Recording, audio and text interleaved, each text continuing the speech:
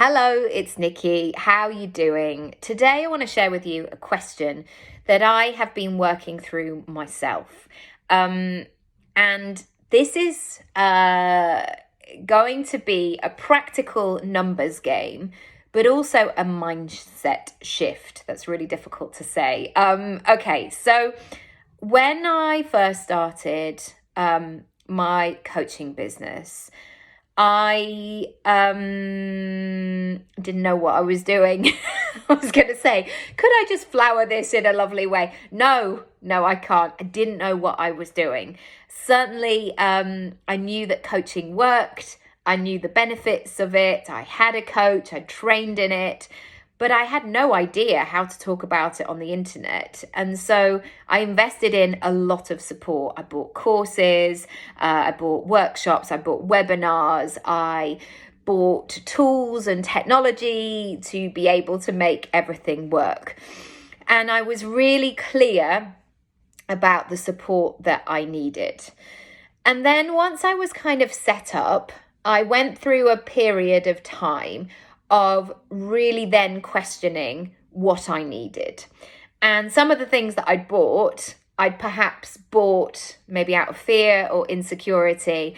And as I kind of got into the groove, I was like, I didn't really need to buy that. Or why did I buy that logo that looked like a tree when I had no branding? And I don't know why I spent all my efforts on that. And actually what I should have been doing is just testing my idea and talking to people and all of that stuff. But what happened then was a couple of years later, I had my first child.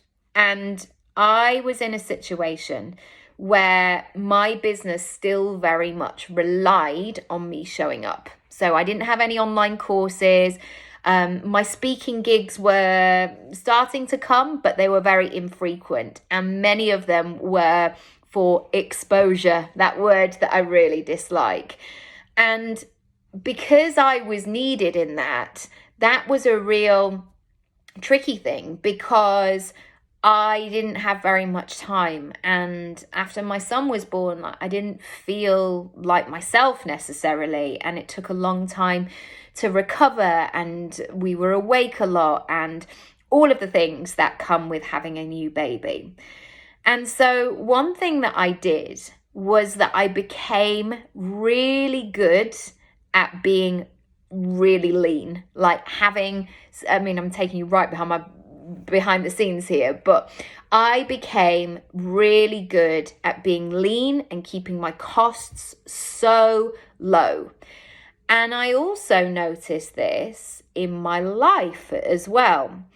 And I don't know if it was a period of books that I was reading around that time, but I was reading a lot of books around bootstrapping, about just keeping things lean, basically, and a lot of abundance books, but it was all about lack. It was about don't have that coffee in the morning, don't do this. I wasn't reading anything about how to build.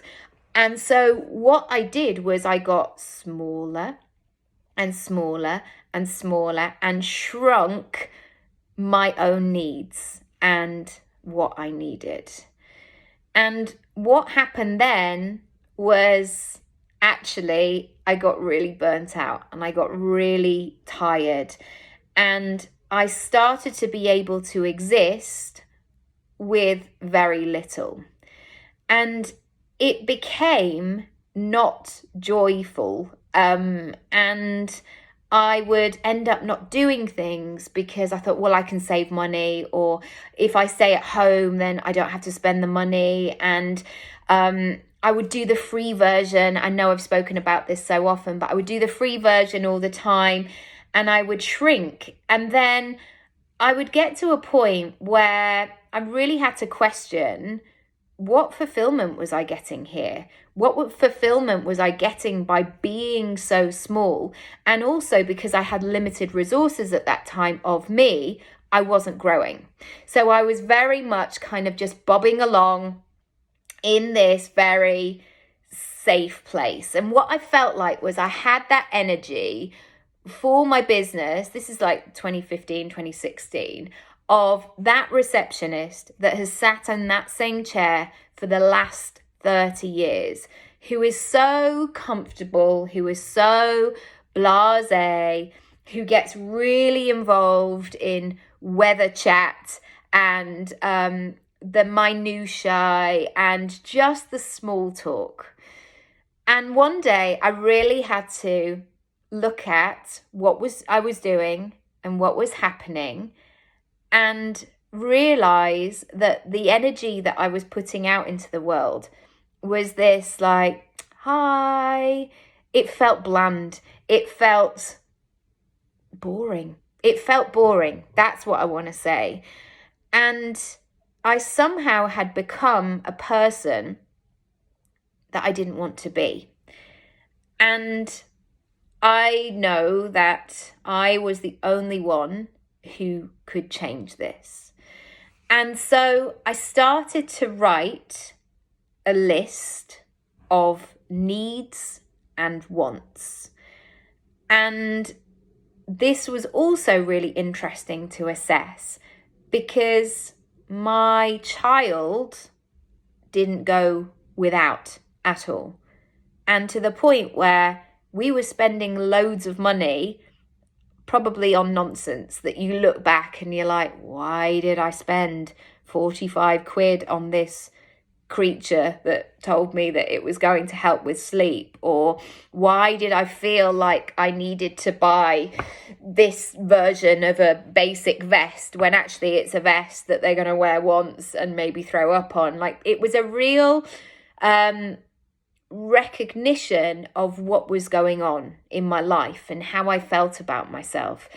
And I realize I'm speaking very honestly here, and I'm not quite sure how I feel about putting this out there, but I think it's a vital conversation in terms of where we go next and how we build and how we progress. And so I started with my needs and my wants. And I really started to play around with moves that were going to make me feel expansive rather than restricted. And what would those look like? And how would those feel? And what were they going to cost? And I started really small. I started really paying attention and tuning into the stuff that I wanted and the stuff that I needed. So I guess it started very basically where I was like, I need to get rid of these bras now. Like, it just feels wrong that I just feel a bit, unsupported being out in the world. Like, I really want to do some good work where I'm putting my face on video and I feel like I need a good bra. And it started those sorts of moments. I started to have a really good breakfast in the morning. I started to notice what my water intake was. So I started with those very basic human needs. And you could argue whether or not a bra is a human need, but having had a very hungry £9.10 baby, I felt like it was something that needed to be paid attention to, let's just say that. So I started there. I then started to move into expanding in terms of my business and where I wanted to take it and what I would actually need in order to do that. And firstly, I started with things that would help me to automate things. I started to think about how I could do something once and it could exist in the world or on my website, but it wouldn't rely on me each and every time.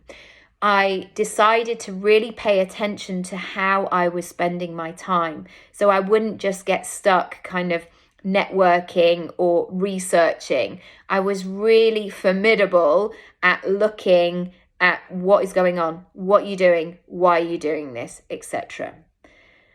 I then thought about the support that I would need that would help me to take me to what I knew I was capable of inside. And I think, I spoke about this yesterday, I think sometimes our vision and our intuition and where we know we can go and what we're capable of, and actually the current picture of that, your present moment, can feel really far apart. And so I kept choosing to lean into that vision. What does that vision require of me? How can I step into it? And so it was then about, well, I need to get a really good website, or I need to get some better headshots that are going to be able to support me when I talk about my business in the press or do speaking gigs, or I need to put together that PDF showing what it is that I do. I need to up my prices. I need to consider that. I then also started to look for a coach. I started to look for additional training. I started to really encourage myself to show up and get that support, and not just be some kind of martyr of saying, don't worry, I can do it all myself, because I know naturally I can be that person. And I started to actually do the costings of what that would cost, and then work out what I would need to sell in order to make that happen.